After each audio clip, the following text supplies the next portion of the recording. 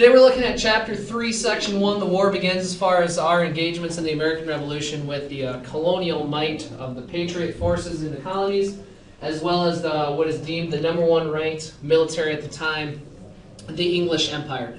Objectives to be addressed: explain how the British and Americans had military, political, and economic advantages. So if you want to take a look at your objective sheet, you have a lot of things going on here. Military, political, and economic advantages all must be referenced for the sake of that objective.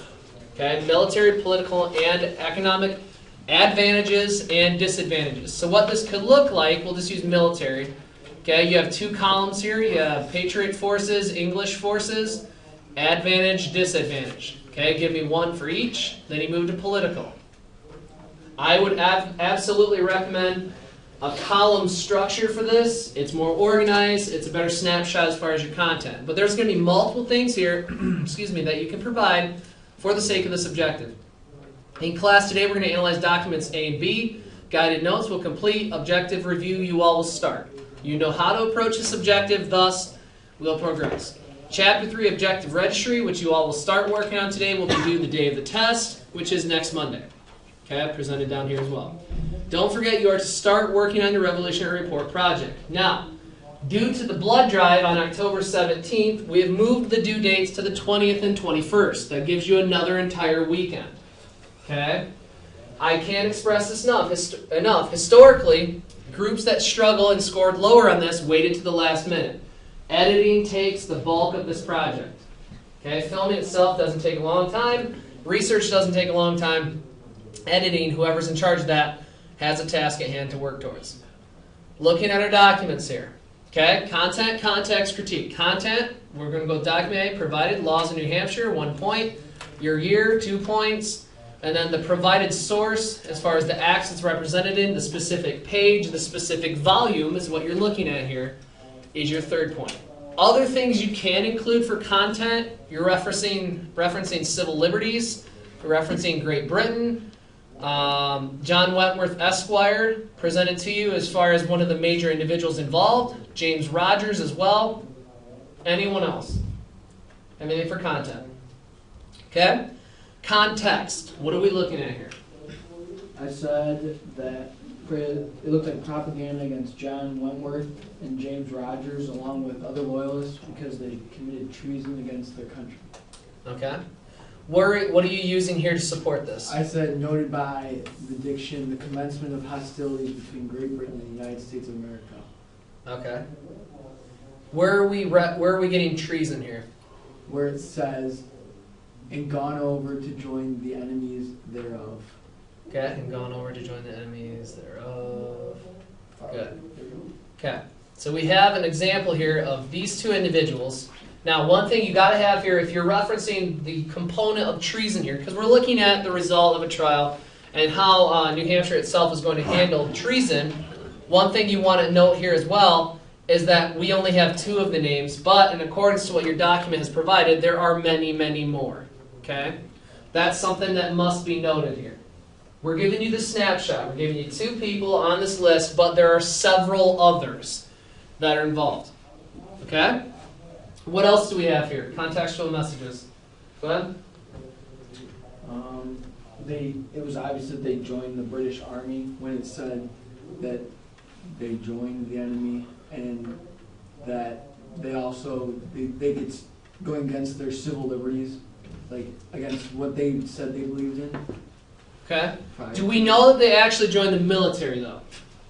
Can one be a loyalist? Can one commit high treason but never fight on the battlefield at all? Yeah. Yes. Absolutely. So here's where I want you to go as far as your direction. Okay? Aided and abetted and assisted the enemy. To aid and abet an enemy, what might you do as an individual? You're not necessarily fighting, but you're going to assist the enemy. What could you do either during this time period or even now?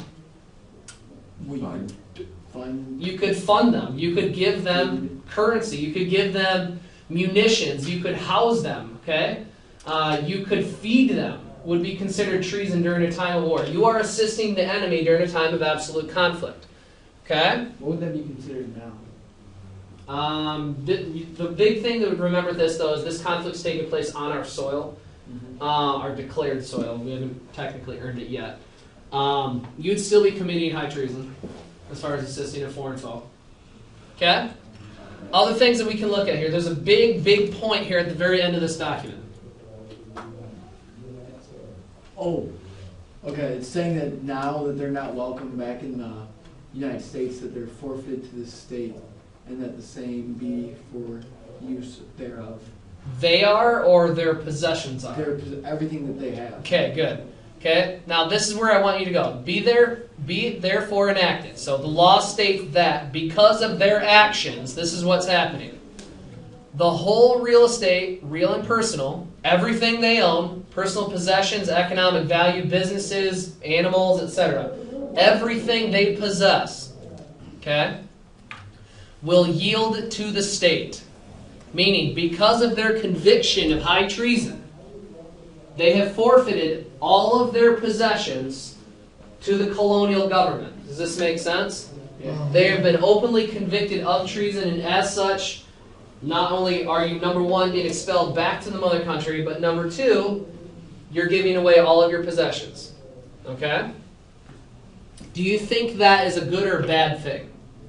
Multiple perspectives here. Bad. Bad, why? Because it's the people's property. It's not the government's property. The government has no right to take another person's property because it's theirs. You know what I mean? Okay. Does treason play into this? Yes. In this document? In this document, yes. Knowing what they have done against, and again, all we know is aided and abetted. We don't know specifically, did they write a check, did they grant them food? We don't know that, but we know that they've committed treason. Is the state possessing, New Hampshire, claiming the estate of these individuals, all of the loyalists aforementioned, we don't know all of them, but all of the loyalists, is that legal/bad? Okay, in my opinion, you bought that estate with money that you got most likely from your job that the state provided you with. Without the state, you probably wouldn't have had that job or the money. And then once you turn on your country or your state, then there goes your belongings, because you're no longer like working with them. You're not supporting the economy, and what they provided you with. okay, good. And again, the big and most infuriating thing with this class is you're not necessarily ever wrong as long as you defend your position. You can say, yeah, this is their possession, their estate, their personal belongings, their family heirlooms that have no connection with a state-based government. They have no want to be represented by New Hampshire. They are still loyal to the crown, hence loyalists. Thus, it is their stuff and shall not be possessed by the New Hampshire state government. Okay? Or you could say, in the counter-argument that we've had presented in the room, they have been assisted by the state government through the regional economy, through regional taxation that could be benefiting whatever business they're in, agribusiness or production, textile, industry, etc., etc. And as a result of that, you turned on them. Okay? All right, that's are we strict constructionalists? The law is the law, or do we go with elastic clause? Well, it's not really in there, so we'll move around it. National Bank. Okay? Any questions so far? Super. Let's go to critique. Author and author credibility. Go ahead, sir. I said author obviously is unknown. We don't know who wrote this. My guess is it was a citizen of the United States, like a judge. Mm-hmm. And then credibility was the author credibility was none because we have nothing to back it up. Okay. Here's how I would approach this, but look where it's coming from. Okay. The laws of New Hampshire. We'll say the New Hampshire State Constitution. If we looked at it in contemporary times, this would be within your New Hampshire State Constitution. Could anything go into that living document that's not credible? No, I mean everything that was written is credible. So the context is the content of it is so, but that's credible. Okay. Sir? Wouldn't it be like the New Hampshire legislature or something? You could say that, yeah. Yeah. You don't know the actual penman of the law itself, but you know that it's the organization, the New Hampshire State Legislature, would be your author, and as a result of that, it is credible.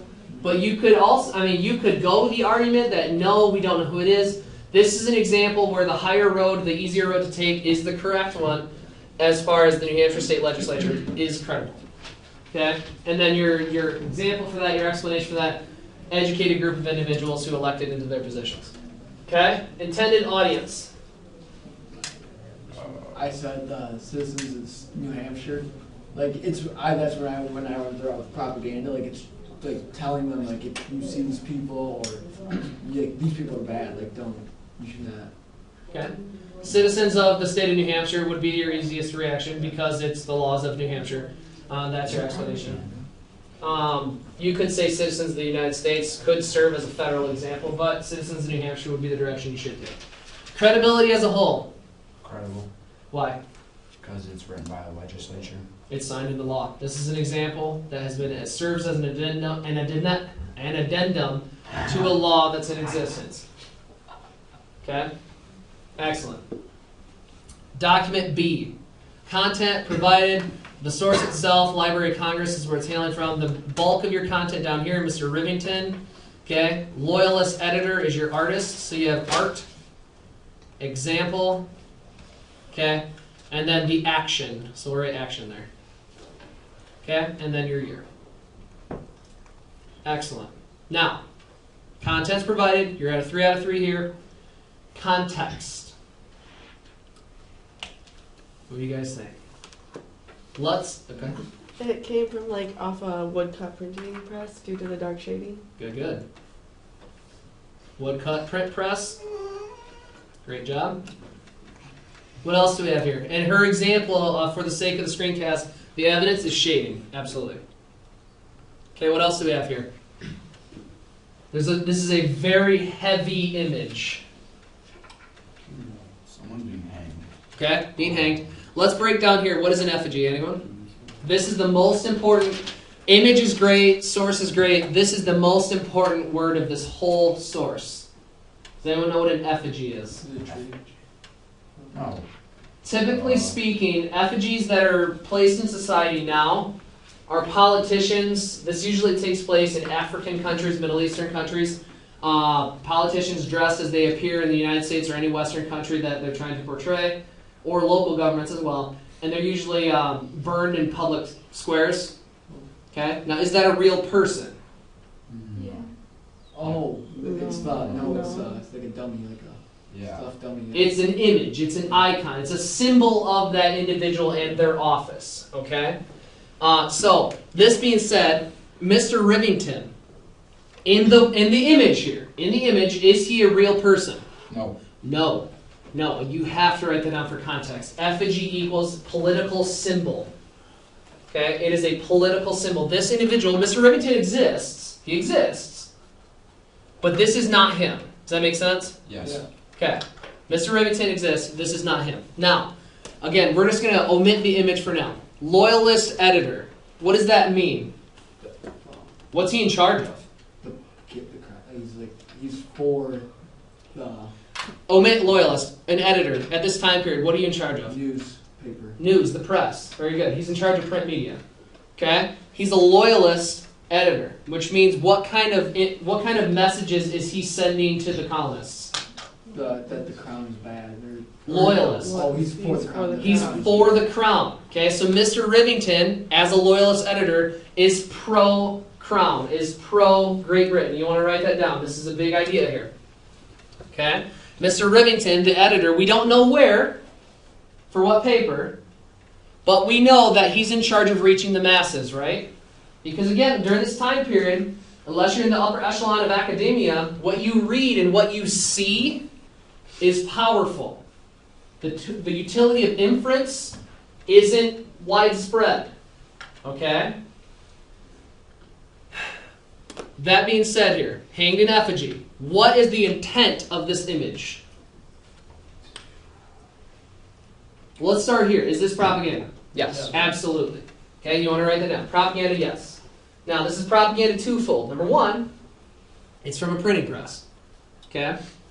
Number two, the effigy itself is propaganda, right? Okay? Now, what is the message that is being sent here? What do you guys think? Scare the Scary loyal. To scare who specifically? Mr. Rivington. Mr. Rivington and Loyal? the other loyalists. Very good. You want to make sure you have that down. Due to the fact this is an effigy, it's a clear and depicted image of a notable loyalist. This is to strike fear in the heart of those who are not pro-colonists. Okay? And that's the same reason when you have effigies now typically burned in city squares, to strike fear in the heart of politicians and people of other countries, saying, oh my goodness, we have an icon, we have an example of their hatred towards a cause. Okay? And that's the same theory here, sir. I'm gonna try to make a connection here. So, when LeBron James left the Cavs and they burned his jersey, would that be like an example like effigy? Because they're not actually burning LeBron James, but they're burning. Absolutely. Burn his jersey in effigy. Typically speaking, to have a full form effigy, you would have a mannequin Yeah. or a stuffed individual of LeBron. I do not advocate violence in the classroom, but yes, that's a great example, actually, yeah. Sure. Okay? Critique. Who's the author? Ooh. Liberty Why- Congress? Do you know? That's a loyal senator. Yeah. Do you know the author? No. No. Author is unknown. Okay? But the source is the Library of Congress. That's what you want to represent. Author unknown. Source equals Library of Congress. Now, because it's located in the Library of Congress, does that make it credible? No. Not necessarily. Exactly. They house all kinds of documents, both pro-American, anti-American, religious, non-religious, etc., etc. It's just volume there. Okay? So author credibility? What do you guys think? Author unknown, Limited. source Library of Congress. Limited or slash none. 'Cause Limit- You have no idea who the author is. Limited slash none. We have no idea who the actual individual who did the woodcut, prepared the effigy, printed, and we don't know what paper it's from. But we know this is impactful to society. Great job. Intended audience. Loyalists. Absolutely. Loyalists. Okay, make sure you have that down. Then that being said, credibility of the source as a whole. None. Limited? Limited. It's bias. It's propaganda. Okay? It is designed. It is purposefully designed to create fear. Excellent. Any questions on this document? No. Here we go. The first shots. Let's go to war. We're not going to watch the Schoolhouse Rock. Maybe during SSR. Yeah. April 1775, General Thomas Gage replaced Hutchinson as the Royal Governor of Massachusetts. This is the location. Okay? Lexington is the area. All right? Shot heard around the world, started the revolution. You can keep singing it, keep singing it. Exactly. Upon meeting the Minutemen, here we go. In Lexington, shots were exchanged between the two forces, killing 8. Okay. Is this a massive battle? Yeah. 8 perished. No. No. Is this an iconic battle? Yes. Absolutely. This is the catalyst. Now, one thing I'd like you guys to do, if you're familiar with World War I history, assassination of Archduke Franz Ferdinand. Remember? Uh-huh. Was that a battle? No. No. No, but that was the cause. Okay, Yes. that was the gasoline to the fire. That gave the green light to go to war. Russia said, Serbia, we got your back. Austria-Hungary said, we got you, everyone else. And then we go to war, okay, with the assistance of Germany. British continued on to Concord. So again, they're always paired together here because Lexington itself, battle not that great, but message clearly sent. Okay, Concord in search of gunpowder and lead. All right, munitions. One thing you guys have to understand, this stuff here is so critical to the Patriot forces, is so critical to the British. Okay, because you have to think exchange lines here. You have to cross the lake. The British have to cross the lake. Returned from Concord, troops ambushed at Boston. Almost 300 British casualties occurred. Who's in the lead right now? We are. We are. The Patriot forces are in the lead. Okay? You could argue that technically 2-0. Okay? We have the shot, starting our revolutionary movement. Then we have arguably the first victory, though not that great. Okay? Colonists began organizing, arming themselves. We're about to go to war. Has the war started? No. Would you say maybe, yeah? Yes. Okay? I would argue yes. People are dying. But in the timeline of war, exactly, there are casualties occurring as the result of military combatants. In the grand scheme of the timeline of war, many historians will say no. Second Continental Congress meets in Philadelphia. All right? Before there were 3 groups, now there are only 2. Immediate independence and make amends. What were our groups before? Moderates, conservatives, and loyalists. Liberals. Liberals. Very good. Okay? Now we just have 2 major groups. We need to go to war. We need to stay loyal. Okay? Congress drew up the Declaration of Causes and Necessities for Taking Up Arms.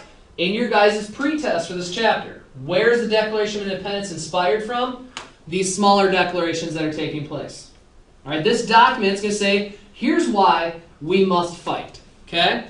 An American army to be organized and led by George Washington. Boom. We need this. We have our leader. We have the plan. An American navy to be created to disrupt British shipping. Do we have a navy? No. No. That's a bad starting point. Okay? That key word there, to be created.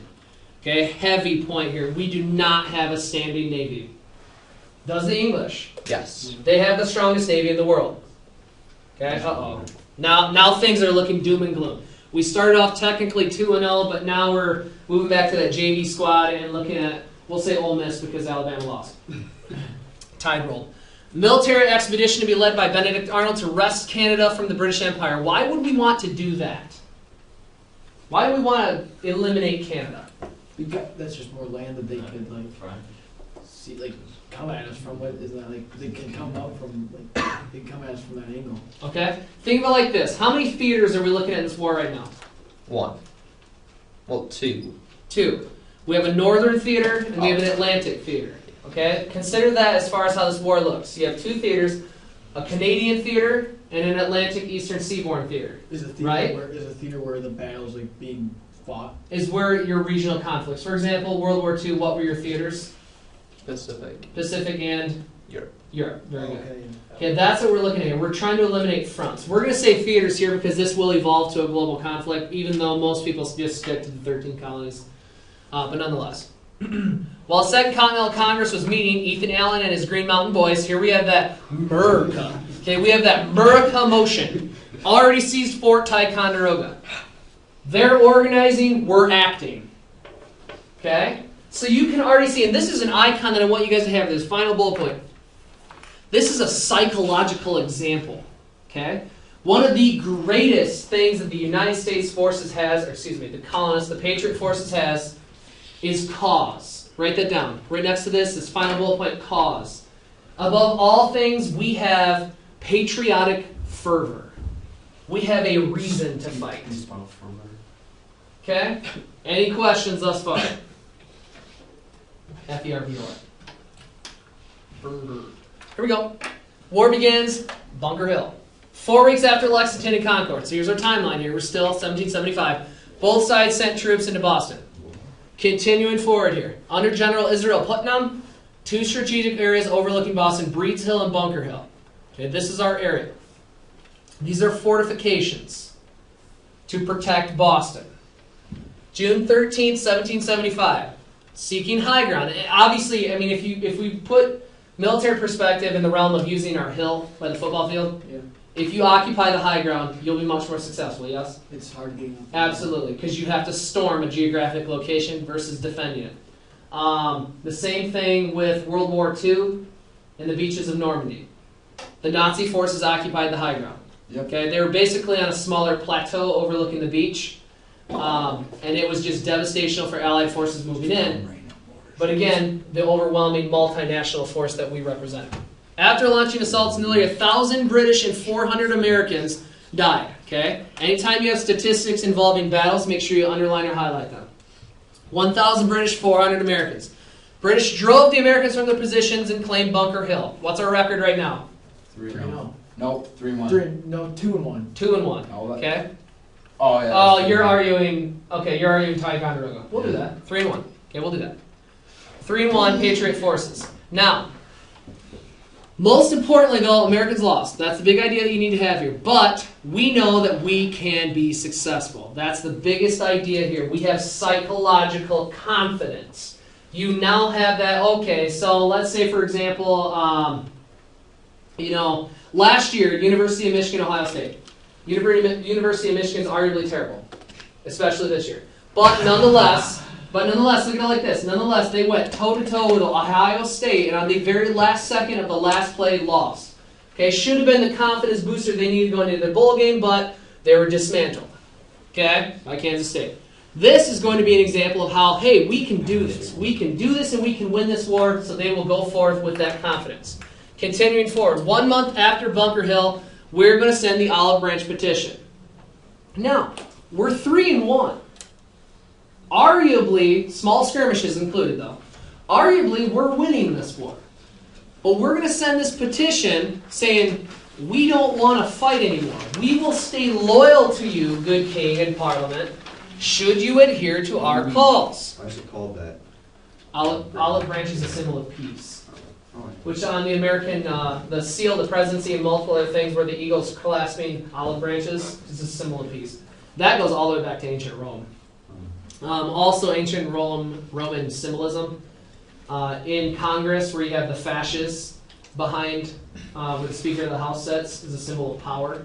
That's an ancient Roman symbol as well. Wait, so they basically just told the king that they would stop fighting if he just like did what they If you respond to our cries, absolutely. Okay, we don't want to fight this war. I mean, if you think about it, 3-1, yes, but look at the last battle. I wish we would have had more confidence, just been like, we're gonna beat you and Just send him a document that says America. yeah. Okay, with an American eagle on it. Hashtag. Anyways. Thomas Paine, okay? I believe that's as far today as we're going to military engagements. We're going to continue that on tomorrow. Today we're going to look at Thomas Paine, okay? Some colonists viewed the king's response to the Olive Branch petition with dismay. Thomas Paine was resolute in his demands for independence. Now, the response from the king itself, not received. That's your response. Okay, the fact that there was no response. Does that make sense? He never answered. Okay, you send a text to someone saying, I'm sorry for the fight we had, and you don't receive a response text in hours. You're like, oh God, they're still mad at me, right? Okay, same theory here. Same theory here, but American Revolution. I'm going to put this in context of your time period. Common sense. Okay? Now this is something I recommend. You don't have to, but for your revolutionary report. This is a story you could have. This is a commercial you could have. You could be on the city streets selling pamphlets. Okay? Think of it like that. Downtown Ann Arbor. Sure. 47-page pamphlet, made some bold assertions. Condemnation of the monarchy and aristocracy. Okay, we get the monarchy. Everyone's mad at the king, right? Why the aristocracy, though? Who is the aristocracy? What do you guys think? Condemnation. We're condemning them. We're looking down on them. We're saying, ah, we don't approve of you. Who's the aristocracy? I'm wrong if I say something. Rich people. The people with wealth. Okay? The people with wealth and a great wealth of influence in society, both in England as well as in the colonies. View of the American cause had historical impact for people under the thumb of foreign domination. This is going to be a theme of an example that can be reapplied throughout history moving forward. Okay? We're advocating a republican form of government. What does that mean? That we want our people to. What does the government look like? A republic. What does the government look like? That's what we're trying to get to, right? We're trying to This is what we want. grow towards. That's where like the people, you get more voice from the people. Correct. By what, though? Republic, REP, starts with another word here. Representatives. Representation. Very good. Okay, we don't want a monarchy. We don't want an autocrat in charge of our country. We want people in a multifaceted checks and balance based structure to represent us. Okay? 150,000 copies sold. Is that a huge statistic? Yes. Absolutely. That's a big statistic. Okay, to the point in which these are being exchanged all throughout the colonies.